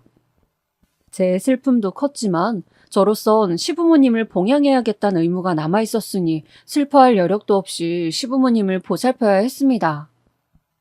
그러던 어느 날 시어머니께서 무언가를 잡수시더니 갑작스레 쓰러지셨고 그 길로 시어머니는 며칠 버티시다 그만 세상을 떠나시고 말았어요. 알고 보니 자식을 잃은 충격을 견딜 수 없으셨던 건지 시어머니께선 홀로 세상을 등지는 선택을 하시게 된 거였습니다. 허나 남편에 이어 시어머니까지 연달아 상을 치르자 그땐 저 역시 충동적으로 세상을 뜨고 싶었습니다. 엄마, 엄마 하며 저를 찾는 어린 딸이 아니었다면 말이죠. 참 막막했습니다. 게다가 저는 그 충격으로 유산까지 했고 시어머니와 남편마저 떠난 집안엔 저와 시아버지 단 둘만이 남아있었어요. 어머님, 저 혼자 어떻게 살라고. 여보. 그렇게 어머님의 사진을 대고 남편의 사진을 대고 울부짖었던 날이 하루 이틀이 아니었죠. 그런데 어느 날 정신이 조금 드신 시아버지가 제게 그러더군요. 조그마한 집을 얻었으니 그곳으로 가서 살아라. 여기 있으면 마음만 더 힘들어질 게야. 아버님. 좋은 사람 만나 잘 살거라. 여긴 다 있고. 너무나 쓸쓸하신 표정으로 그런 말씀을 하시는 시아버지. 정말 발걸음을 돌리기 힘들었지만 사실 시아버지 말이 맞았습니다. 이 집에 계속 있다간 저도 정신을 차리기가 힘들 것 같았고 제 자식도 제대로 돌보지 못할 것 같았어요. 그래서 하는 수 없이 시아버지께서 마련해 주신 집으로 나가 딸아이와 나가 살게 되었습니다. 그러던 중에도 혼자 계실 시아버지가 신경이 쓰여 일주일에 몇 번씩 그 집을 들러 시아버지를 살피고 오곤 했죠. 늘상 안 와도 된다, 오지마 라고 말씀하시긴 했지만 혹시나 시어머니와 같은 선택을 하실까봐 걱정이 되었으니까요. 그런데 어머니와 남편을 동시에 떠나보낸 해에 참 묘한 일이 생겼습니다. 제가 시아버지를 살피러 간 날 바로 아주버님이 집을 찾아오신 거였죠. 어머니와 남편이 떠났다는 소식을 뒤늦게 알게 되었다며 아주버님은 그 자리에서 통곡을 했습니다. 재명아, 미안하다. 어머니, 죄송합니다. 정말 죄송합니다. 아주버님은 어머님과 남편의 사진 앞에서 무릎을 꿇고 한참 동안이나 눈물을 흘렸고 아버님에게 장례식에 가지 못해 죄송하다고 사죄했습니다. 그런데 아버님도 어머님과 남편을 잃고 나선 많이 기운이 빠지신 건지 평소 같았으면 바로 내쳤을 아주버님을 가만히 그저 두고 보고만 있더라고요. 그 모습을 보고 있자니 그거대로 안쓰럽게 느껴졌습니다. 아주버님은 저와 시아버지에게 이리 말하더군요. 이제부터라도 장남로를 타고 싶습니다. 아버지 모시고 여기 있는 재수씨 살피면서 그렇게 살아계실 때 못했던 거 다 하고 싶습니다. 내 동생 참 착한 놈이었어요. 맛있는 게 있으면 저부터 챙겨주고 나눠주고 하는 그런 놈이요. 근데 전 형이 돼서 한 번도 잘해준 적이 없었어요. 맨날 사고쳐 같이 혼나게만 했지. 멀리서나마 내 동생이 변호사 됐다는 소린 들었는데 그때도 찾아가지 못하고 먼 발치에서만 바라보고 있었습니다. 근데 내 동생이 왜? 차라리 나를 데려가시지. 재수씨, 혼자 그 힘든 장례 치르게 해서 미안합니다. 그때 아주버님이 하신 말이 왜 그리 눈물이 나던지 못다했던 슬픔을 토해내듯 저는 하염없이 울었고 시아버지 역시 눈물이 그렁하셔선 뒤돌아 눈물을 훔치셨습니다. 아무튼 그 이후로 아주버님은 따로 사는 저희에게도 부족한 건 없는지 살뜰하게 살펴가며 이것저것 챙겨주셨습니다. 특히 경제적인 부분에서 많이 챙겨주었어요. 번번이 감사해요. 이걸 받아도 될지. 아이가 크고 나면 꼭 일해서 이 돈 다 갚을게요. 아니에요. 갚는다뇨? 그런 말 마세요. 오히려 저는 재수 씨가 이 돈 써주는 게 마음 편해요. 아주버님도 참 감사합니다. 어쨌든 잘 쓰겠습니다. 아주버님은 그렇게 든든한 버팀목이 되어주셨어요. 그리고 저희 애를 무척이나 이뻐해 주셨는데 아마도 그게 저희 남편에 대한 못다한 사랑이었던 것 같습니다. 아직 다 자라지 않은 제 딸 얼굴을 보며 우리 재명이 반, 재수씨 반 닮았네요 하며 슬프게 웃으시곤 했으니까요. 물론 그동안 저희 친정에서도 저에게 이따금씩 연락이 오기도 했어요. 과부된 딸 거기 두는 게 마음에 걸리셨던 건지 어머니께선 고향으로 언제 내려올 거니 너 미용실 차린다 하지 않았어? 하고 묻곤 했어요. 근데 남편과 시어머니의 흔적이 남아있는 이곳을 저버릴 의지가 생기지 않더군요. 고향으로는 차마 발길이 떨어지지 않더라고요. 그래서 그때마다 이를 꽉 깨물곤 어머니 나중에 갈게요, 꼭 갈게요 하며 차일피일 미루곤 했습니다. 그 후 저는 천천히 상실의 슬픔을 극복해 나갔습니다. 남편과 시어머니가 그리우면 시댁에 들러 아버지와 아주버님과 시간을 보내기도 하고 아주버님의 도움으로 차린 미용실에서 열심히 일을 하며 마음의 안정감을 많이 되찾았습니다. 어떻게 보면 시어머니 잃고 남편을 잃은 슬픔을 이 가족이란 울타리 안에서 많이 달래었던 거지요. 그간 완고하고 고집세던 아버님도 많이 변하셨고요. 이제는 손녀딸 너무 귀하고 이쁘다며 그간 제게 아들 하신 걸 사과하시기도 했습니다. 거기다 자식이 크니 딸아이가 저를 지지해 주더라고요. 딸아이는 미용실로 친구들을 끌고 왔습니다. 딸아이는 무척 쾌활하고 밝은 성격이었는데 아마 남편을 많이 닮은 듯 했습니다. 다만 딸아이는 공부하는 걸 별로 싫어해 공부하는 담을 쌓고 매일 허구한 날 친구들과 놀곤 했는데요. 그렇다고 사고를 치는 건 또 아니라 딱히 혼낼 일이 없었습니다. 그저 정말 열심히 놀기만 했거든요. 근데 아주버님이 이런 딸아이를 조금 염려하더라고요. 재수씨, 나는 어렸을 때 사고를 많이 쳐서 공부 못한 게 한이거든요. 우리 민이 공부시킬 여력도 되는데 억지로 안 쳐서라도 공부시키는 건 어때요? 나중에 애가 후회할까 봐서요. 아주버님 말을 들으니 그건 또 그거대로 맞는 말 같긴 하더라고요. 그래서 어느 날 딸애를 데리고 이제부터 숙제 안 하면 엄마한테 혼날 줄 알아 하고 으름장을 놓았는데 씨알도 먹히지 않았습니다. 오히려 엄마 큰아빠한테 무슨 말 들었지? 내가 눈치 몇 단인데 나 엇나가지 않을 거니까 걱정 마 하며 저보다 위에 있더라고요. 그 말을 그대로 아주버님에게 전해드렸더니 아주버님도 할 말이 없다는 듯 그냥 웃었습니다. 사실 뭐 공부를 잘해야 바른 학생, 착한 학생인가요? 우리 민이 어른들에게 예의도 발랐고 의리도 있었습니다. 뭐든 주도해서 잘하는 아이였습니다. 그렇게 민이가 고등학교에 올라갔을 무렵 그러던 어느 날 아주버님이 오랜만에 외식을 하자고 하더군요. 어디로 가는데요, 큰아빠? 설마 그 얘기하려고요? 딸아이는 뭔가 아는 것 같아 보였습니다. 뭐지 싶어 아주버님을 보니 생전 처음 보는 쑥스러운 얼굴로 쉿, 조용히 하고 있어. 재수씨, 제가 천천히 식사하면서 말씀드릴게요. 하더라고요.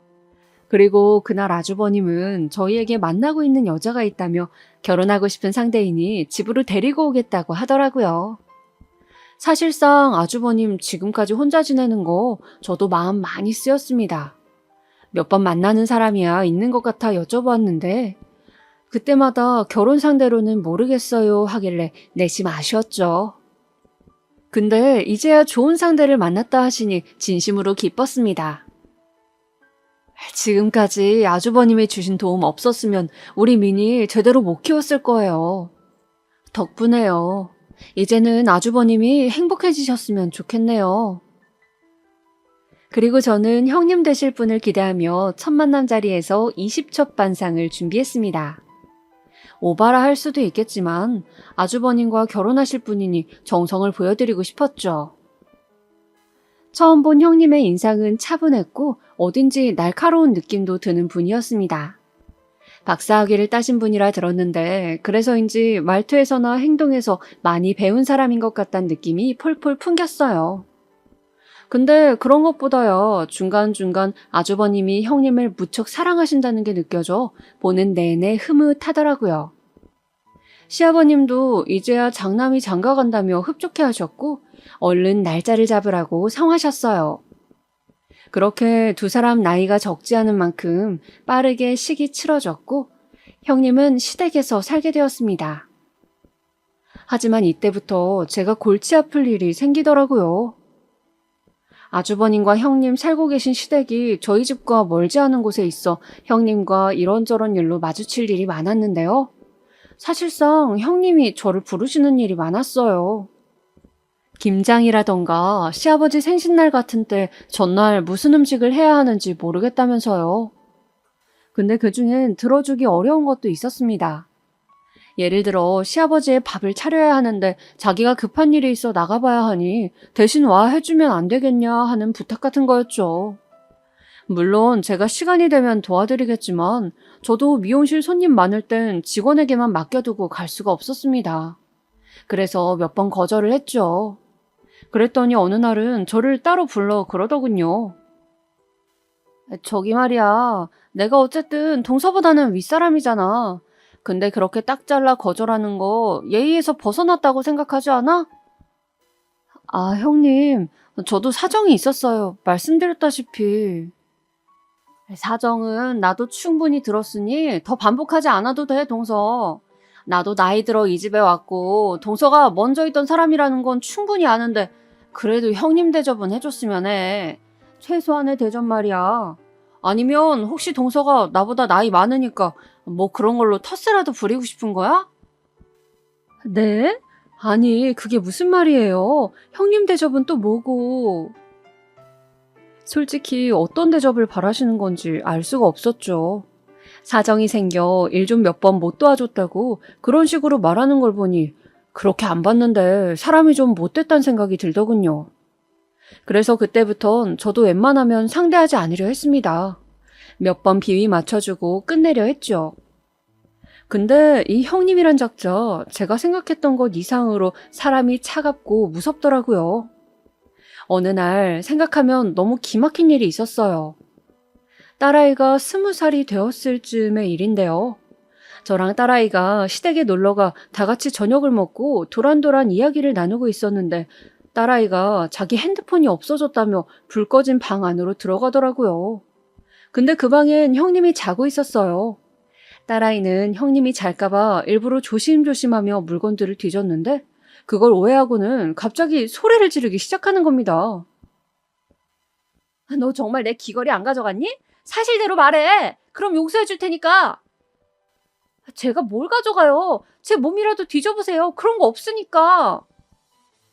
그럼 왜 불 꺼진 방 안에서 불도 안 켜고 물건을 찾는단 말이야? 큰엄마가 자고 계시니까 그렇죠. 진짜 어이없네, 이 아줌마. 뭐라고? 순식간에 딸아이와 형님 사이에 큰 소리가 났고 솔직히 저도 자기 귀걸이가 없어졌다고 제 아이를 몰아붙인 게 어이없었지만 일단은 딸 편에 서서 침착하게 말하려 했습니다.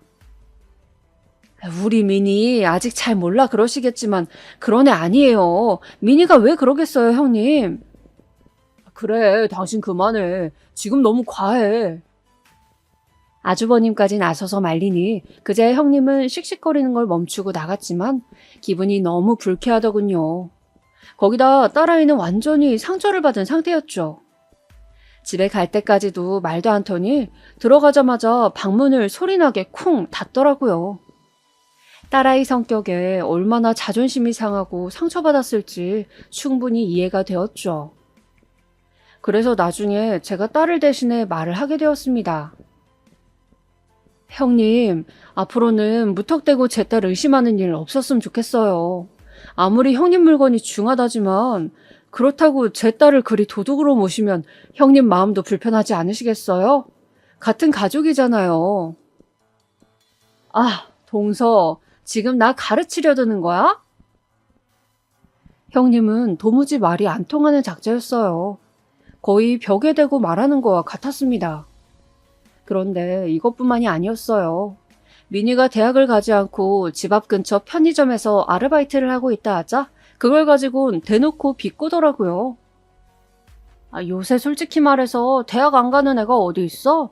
동서도 잘 생각해. 얘 미래를 위해 뭐가 좋을지.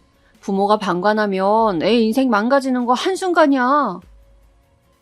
형님, 제 딸도 생각이 있어요. 대학은 가고 싶을 때 가도 된다 생각해요. 동서가 애 교육을 그렇게 잘 알아? 그래서 미니가 저렇게 사는 거야?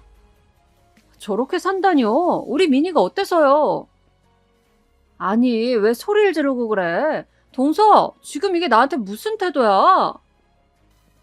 그때는 저도 너무 화가 나 형님에게 버럭 소리를 지르고 말았습니다.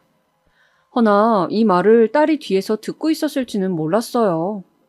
나중에 미니는 이 일을 두고 자기 인생에서 가장 자존심 상한 일이라고 하더군요. 저는 참 이해할 수가 없었어요. 왜 제 자식 키우는 일에 남들이 이래라 저래라 입을 대는 건지. 저는 주변에서 뭐라 하든 제 딸이 자기가 스스로 인생을 책임지고 살 수 있을 거라 믿었어요. 제 자식이니 그건 제가 누구보다 제일 잘 안다고 생각했어요. 아무쪼록 형님과는 그 후 최대한 거리를 유지한 채 지냈고 그리 살고 있던 어느 날이었죠.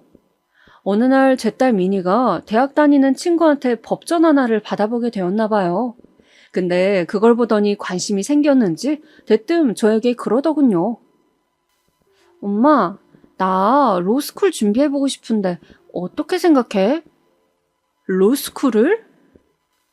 응, 학사학위가 있으면 입학 조건이 된다 하더라고. 그래서 학사학위만 취득하고 로스쿨 준비해보려고.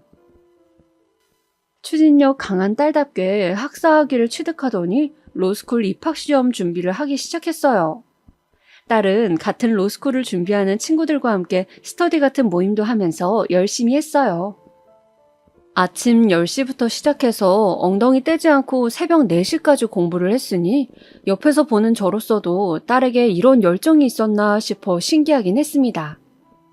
그런데 이 소식을 우연히 형님께서 접하게 되었나 봐요. 딸의 SNS에 로스쿨을 준비한다는 글을 보고는 전화를 걸었더라고요. 그러면서 하는 말이 참, 미니 걔도 용기가 대단하다. 아니, 뭐라도 해보려 한다니 다행이긴 한데 말이야. 로스쿨이라니 너무 높지 않겠어? 내가 몇십 년 공부만 한 사람으로서 말하는데 공부가 결코 쉬운 게 아니거든. 아, 네, 형님. 처음엔 그냥 흘려들으려고 대강 대답만 하고 끊으려 했어요. 근데 점점 말의 강도가 지나치더라고요.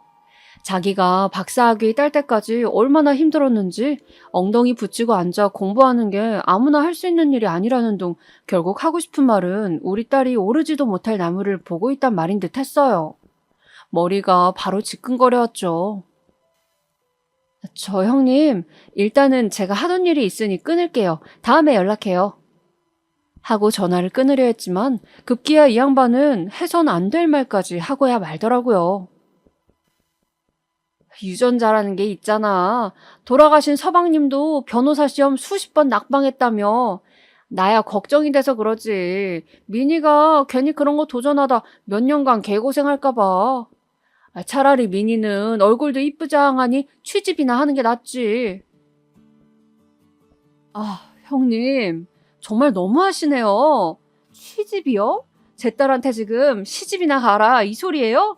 형님이 뭔데 제 딸 인생 설계까지 하시려는 거예요? 틀린 말도 아닌데 뭘 그리 발끈해? 그럼 멍청한 유전자가 어디 가겠어? 동서 대학 안 나왔잖아. 기가 막혔습니다. 멍청한 유전자? 그건 대학 나오지 않은 저를 향해 쏘는 단어였어요. 근데 저를 향한 공격을 넘어 제 딸에게 그런 말을 해대니 어미로서 참을 수가 없더군요. 저는 그만 탁소리 나게 전화를 끊곤 곧바로 아주버님에게 전화를 해 잔뜩 흥분해 형님이 있던 말을 모조리 전했습니다. 진짜 그 사람이 그런 말을 했어요? 아, 이걸 미안해서 어쩌지? 재수씨 정말 미안합니다. 내가 단단히 말해둘게요. 전번날 주일 주긴 했는데. 아주버님은 충격받으신 말투로 뭐라 말해야 할지 모르겠다며 계속 사과를 전하셨지만 그 말 또한 들리지 않더군요. 웃긴 건 그 이후였어요. 제 딸이 로스쿨에 합격하자 형님은 민망한지 제 얼굴을 피하기 시작하더군요.